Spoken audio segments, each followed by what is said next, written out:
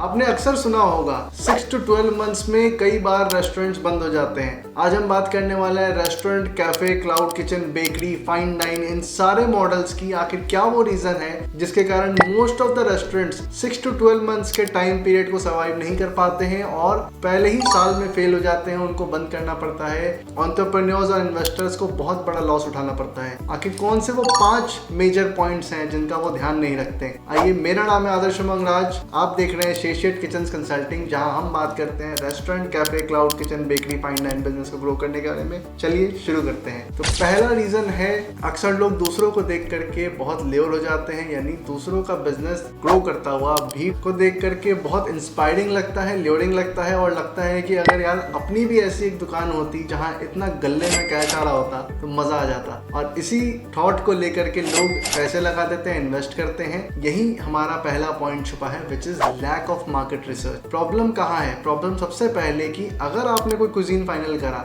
आपने हो सकता है किसी को देखा लेकिन उसके पीछे की उसकी लेगेसी भूल गए। सक्सेस सबको दिखती है, सभी की। कोई भी इंसान जो सक्सेसफुल हो जाता है उस लेवल पे पहुंचने के बाद सबको अच्छा लगता है, लेकिन वहां तक पहुंचने की जो जर्नी है वो लोग नहीं समझ पाते। मार्केट रिसर्च जब मैं कह रहा हूँ, अगर आपने किसी मोमोज की रेडी या कोई फाइन डाइन, कोई अच्छी बेकरी देखी है, कोई प्रीमियम बेकरी देखी है जहां आपको दिख रहा है कि क्रोसॉन 350 का है, 250 का है, मैक्रॉन्स अच्छे प्राइस पे लिस्टेड है, केक्स 550 से नीचे के हैं ही नहीं, आप सोच रहे हो यार इसमें तो बहुत अच्छी मार्जिन है। लेकिन क्या आपने मार्केट रिसर्च करा कि वो जिस क्लाइंटेल को टारगेट कर रहे हैं, क्या आप उस क्लाइंटेल को टारगेट कर सकते हो?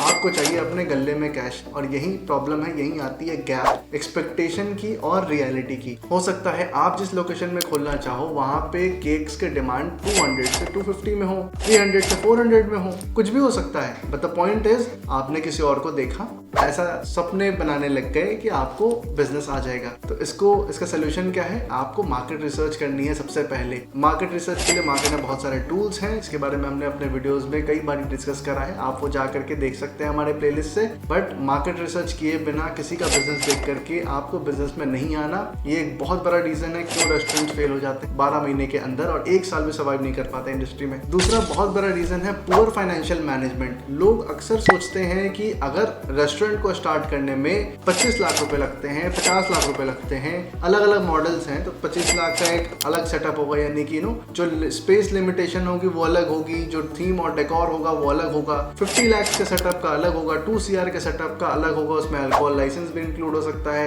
एटलीस्ट 50 सीटर कवर रेस्टोरेंट हो सकता है। ये सभी अलग अलग मॉडल्स हैं। कैफे मॉडल आप 10 लाख के अंदर स्टार्ट कर सकते हो, यानी 5 से 10 लाख में भी स्टार्ट कर सकते हो, छोटे 300 से 400 स्क्वायर फीट के एरिया में, डिपेंडिंग कि आप उसमें कितना रॉ इंटीरियर रखते हो, कितने फाइन इंटीरियर्स करते जाओगे उतना कॉस्ट ऐड होता जाएगा। लेकिन the point is poor financial management के कारण रेस्टोरेंट, क्लाउड किचन क्यों बंद हो रहे हैं? सबसे बड़ा रीजन है, लोग सोचते हैं अगर 10 लाख में मैं रेस्टोरेंट खोल सकता हूं, तो वो 10 लाख को दिमाग में लेकर चलते हैं। खोलने के बाद भी तो आपको चलाना है। क्या आपके पास डे 1 से कस्टमर आ जाएंगे? क्या आपने अपनी ब्रेक इवन के बारे में सोचा? कि आपने रनवे का ख्याल ही नहीं रखा? आपको ये भी सोचना है कि वो रनवे चाहिए आपको ताकि आप ब्रेक इवन पहुंच सको। ब्रेक इवन यहाँ पे मैं समझा दूं, ब्रेक इवन पॉइंट वो सेल होती है जहां आप नो प्रॉफिट नो लॉस में हो, आपके खर्चे निकल रहे हैं। लेट्स से कि आपका फूड कॉस्ट 1 लाख का है, अज्यूम करते हैं अभी, और आपका इलेक्ट्रिसिटी बिल 10,000 का है, और भी एनोनिमस खर्चे हैं जो एडिशनल 40,000 के हैं। इन सभी एक्सपेंसेस का जो टोटल है वो आपकी सेल है। आपका सेल उतना ही है जितने आपके खर्चे हैं, यानी दोनों बराबर हो रहे हैं। इसमें आप कुछ भी नहीं कमा रहे हो इस पॉइंट पे,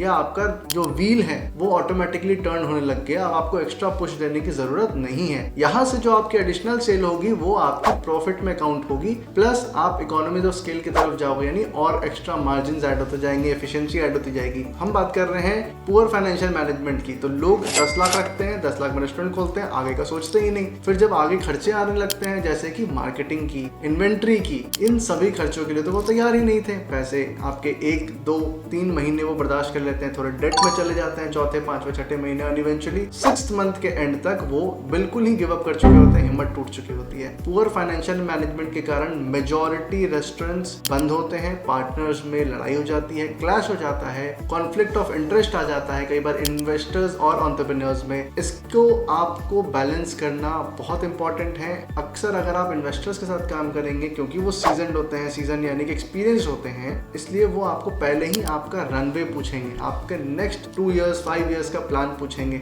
आपके 1 ईयर का इमीडिएट प्लान पूछेंगे, आपका एक्शन प्लान पूछेंगे कि कैसे आप कस्टमर्स एक्वायर करोगे, XYZ अमाउंट ऑफ सेल्स लाओगे, आपका फर्स्ट 2 मंथ्स कैसा होगा, नेक्स्ट 6 मंथ्स कैसा होगा। इसलिए पुअर फाइनेंशियल मैनेजमेंट एक one of the major reason है। थर्ड मोस्ट इंपॉर्टेंट रीजन कि क्यों आखिर रेस्टोरेंट्स और क्लाउड किचन फर्स्ट ईयर में फेल हो जाते हैं, वो है इनइफेक्टिव मार्केटिंग स्ट्रेटजीज। अक्सर लोग ये सोचते हैं कि मेरे रेस्टोरेंट को अगर मैंने स्विगी पे, जोमैटो पे, मैजिक पिन पे या ONDC के सभी प्लेटफॉर्म्स पे लिस्ट कर लिया तो मेरे पास कस्टमर्स आने लग जाएंगे। क्या जिसको बिरयानी खानी थी वो कल नहीं खा रहा था? क्या वो आज नहीं खा रहा है? क्या वो कल नहीं खाएगा? क्या वो आपका इंतजार कर रहा था? थोड़ा रियलिस्टिक होने की जरूरत है। जिनको बर्गर खाना था वो कल भी खा रहे थे, आज भी खा रहे हैं और कल भी खाएंगे। आपने अपना ब्रांड खोला है, आपने अपना cafe, cloud kitchen, bakery, restaurant या फाइन डाइन कुछ भी किसी भी मॉडल का खोला हो, कस्टमर्स को कैसे पता लगेगा कि आप वो एग्जिस्ट करते हो? आपने जनवरी में अपना आउटलेट खोला है, अनलेस आप अच्छी मार्केटिंग करो, मार्केट में ब्रांड अवेयरनेस क्रिएट करो, लोगों को पता ही नहीं लगेगा कि आप एग्जिस्ट करते हो। इसके लिए जरूरत है अगेन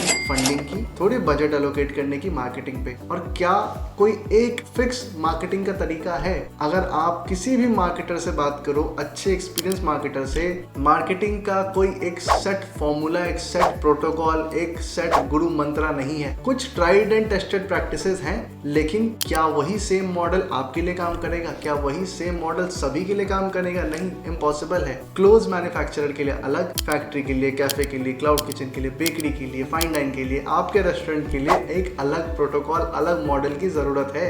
यहाँ पे जब मैं बात कर रहा हूँ इनइफेक्टिव मार्केटिंग स्ट्रेटजीज का मतलब है कि आपको ट्राई करना है, टेस्ट करना है, उस पर जो चीज चल जाए उस पर डबल डाउन करना है, जो चीज नहीं चल रही है उस पर बजट कट करनी है। यहाँ पे हम बात कर रहे हैं एक ट्रायंगल फॉर्मेट की। What is this triangle format? इसमें फर्स्ट डॉट है आपकी ऑफलाइन सेल, यानी आपने ऑफलाइन लोकेशन पे खोला है तो क्या वहाँ पे विजिबिलिटी अच्छी है। इसके बारे में एक डिटेल्ड वीडियो हमने बनाई है अपने चैनल पे, जिसको आप जाकर के देख सकते हैं। दूसरा ट्रायंगल का डॉट है आपकी online sale, which is your Swiggy, Zomato, magic pin, ONDC जैसे प्लेटफॉर्म्स पे। यानी जो कस्टमर ऑनलाइन आए, अगर वो कल को घर पे मंगवाना चाहते हैं, यानी कन्वीनियंस, तो क्या वो कन्वीनियंस आपने उनको दिया? अगर हाँ, तो अब इसके बाद आता है कस्टमर आए, उनको अच्छा लगा, उन्होंने घर से मंगाया, अब उसके बारे में वो बात करना चाहते हैं। कहाँ बात करेंगे? सोशल मीडिया पे। तो third dot is social media, which is Facebook, Instagram, Reddit पे लोग बात कर सकते हैं, कोरा पे बात कर सकते हैं, जहाँ बेसिक डिस्कशन प्लेटफॉर्म्स, ट्विटर है, ऐसे मल्टीपल प्लेटफॉर्म्स है। But the point is third dot is social media. तो first is on your offline sale, second is your online platforms, third is your social media. जब ये triangle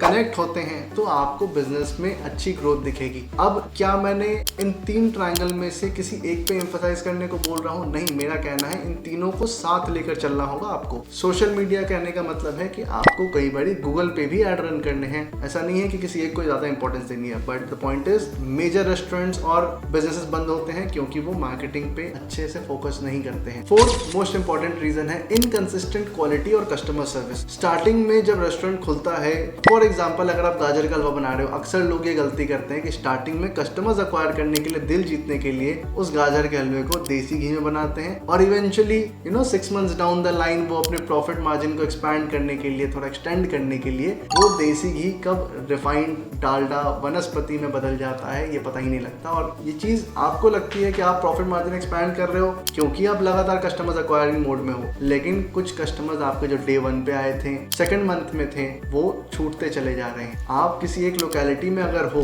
उस locality की population limited है, जब तक आप उस पूरे पॉपुलेशन को कवर करोगे विद इन 6 मंथ्स, 1 ईयर, जो भी टाइम पीरियड में अच्छी मार्केटिंग के थ्रू, तब तक उसमें से कई पोर्शन ऑफ कस्टमर्स ऐसे होंगे जो आपके टूट चुके होंगे अगर आपने इनकंसिस्टेंट क्वालिटी रखा तो। दूसरी इंपॉर्टेंट चीज इसी का एक पार्ट है, वो है कस्टमर सर्विस। डे 1 पे आप खुद काउंटर पे थे अवेलेबल, आपने अच्छी customer service. 1 month down the line आप काम में बिजी हो गए, आपने अपनी रिप्लेसमेंट किसी एक स्टाफ को रख दिया, किसी एम्प्लॉय को रखा, लेकिन उसकी ट्रेनिंग पे ध्यान ही नहीं दिया। आप कस्टमर से हंसकर बात करते थे, आपको उनका नाम याद रहता था, आप उनको बाई फेस पहचानते थे, और आपका स्टाफ प्रोफेशनल वो अपने काम पे फोकस कर रहा है, वो कस्टमर से कनेक्ट नहीं कर पा रहा। वो सेल तो अच्छी कर रहा है लेकिन वो कस्टमर से कनेक्ट नहीं कर पा रहा। कई बार कस्टमर्स ऐसे आते हैं और बोलते हैं कि भैया मेरा फेवरेट बर्गर आपने कल खिलाया था, वही वैसा ही बना दो। आप एज एन ओनर आपको पता होगा क्योंकि आप उनसे बात कर रहे हो, आपका स्टाफ बोलेगा सर आप बता दो कौन सा बर्गर है, वो ह्यूमन टच वही टूट गया। ये छोटी सी चीज है, क्या मैं एक्सपेक्ट कर रहा हूँ कि उसको बिल्कुल याद रहेगा? नहीं, जरूरत ही नहीं है। आपके पास हजारों कस्टमर्स आएंगे डेली,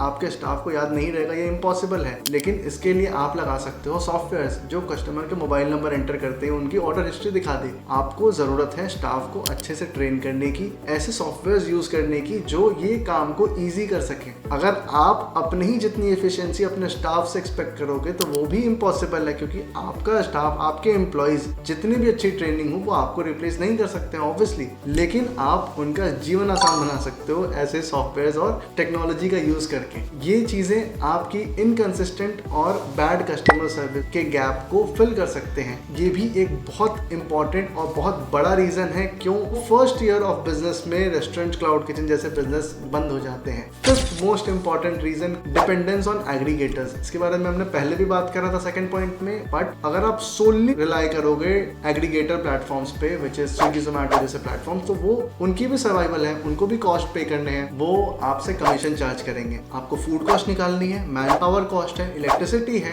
आपकी यूटिलिटीज का कॉस्ट है, और आपको उनको कमीशन भी देना है। ऐसे में आपके लिए प्रॉफिट मार्जिन हो जाता है बहुत ही छोटा, रेजर थिन। अब ये इस छोटे मार्जिन में बिल्कुल ही रूम फॉर एरर नहीं है। कहने का मतलब कुछ ना कुछ इक्विपमेंट में रिपेयर होगी, कुछ छोटे मोटे प्रॉब्लम आएंगे, कुछ पिलफरेज होगी, कुछ लॉस होगा, रेवेन्यू लीकेज हो सकती है, बहुत सारी चीजें हैं जो किचन में होती हैं ऑपरेशनली। इन सभी चीजों के लिए आपने रूम फॉर एरर छोड़ा ही नहीं, क्योंकि आपका मार्जिन ऑलरेडी बहुत थिन था। इसको कोप करने के लिए, केटर करने के लिए आप अपनी डिपेंडेंस एग्रीगेटर से कम कर सकते हो। जैसे स्विगी और जोमैटो के ऐप हैं, वैसे ही प्लग एंड प्ले अपने वेबसाइट और ऐप भी डेवलप करा सकते हो। मार्केट में ऑलरेडी ऐसे प्लेटफॉर्म्स अवेलेबल हैं जो आपको बिना कोडिंग का रेडीमेड वेबसाइट सॉल्यूशंस दे सकते हैं at a very low cost. कई तो रेवेन्यू शेयर मॉडल पे भी काम करते हैं, जहां आपका एग्जिस्टिंग मेन्यू को इमीडिएटली डिजिटाइज किया जा सकता है बहुत कम फ्रैक्शन ऑफ परसेंटेज में। जो आप कमीशन स्विगी जोमैटो पे देते हो उसके फ्रैक्शन ऑफ परसेंटेज कमीशन में आप उनके प्लेटफॉर्म पे लिस्ट हो सकते हो। तो 5 पॉइंट को समराइज करते हुए, ना सिर्फ आपको एक अच्छी बिजनेस खोलनी है, उसको इफेक्टिवली मार्केट करना है, स्पेशली इन ट्रायंगल फॉर्मेट का ध्यान रखें, which is online, offline and social media presence. Marketing को अच्छे से यूज करें, फंड्स को प्रॉपर्ली यूटिलाइज करें, और हमेशा ध्यान रखें कि आपका पैसा रोटेशन में होगा। रेस्टोरेंट इंडस्ट्री में अक्सर आपके पास स्टॉक होगा नेक्स्ट 7-15 डेज का। जो पेरिशेबल गुड्स होते हैं वो यूजुअली 2 to 3 डेज के होते हैं, और बाकी का स्टॉक जितना आप ज्यादा खरीदेंगे अपने वेंडर से, उतनी आपको बेटर प्राइस मिलेगी। इस चक्कर में आपको ज्यादा लेना ही पड़ जाता है कई बार कुछ ऐसे स्टॉक, और वहां आपका पैसे फंसते हैं। कई लोग इस बात को भी निगलेक्ट करते हैं। इन 5 पॉइंट का ध्यान रखें और आप अपने बिजनेस को फ्यूचर सस्टेनेबिलिटी के लिए तैयार करें। आई होप ये वीडियो आपको पसंद आया हो। अगर पसंद आया तो इसे लाइक करें। अपने सजेशंस और ऐसे बहुत सारे पॉइंट्स होंगे आई एम श्योर जो मिस हो गए होंगे, आप नीचे कमेंट्स में मेंशन कर सकते हैं, ताकि हम वहां पे एक और हेल्दी डिस्कशन कर सकें और अपने ऑडियंस को और भी जानकारी दे सकें। ऐसे ही हेल्पफुल इनसाइट्स के लिए इस चैनल को सब्सक्राइब करना बिल्कुल ना भूलें। थैंक यू, मिलते हैं नेक्स्ट वीडियो में।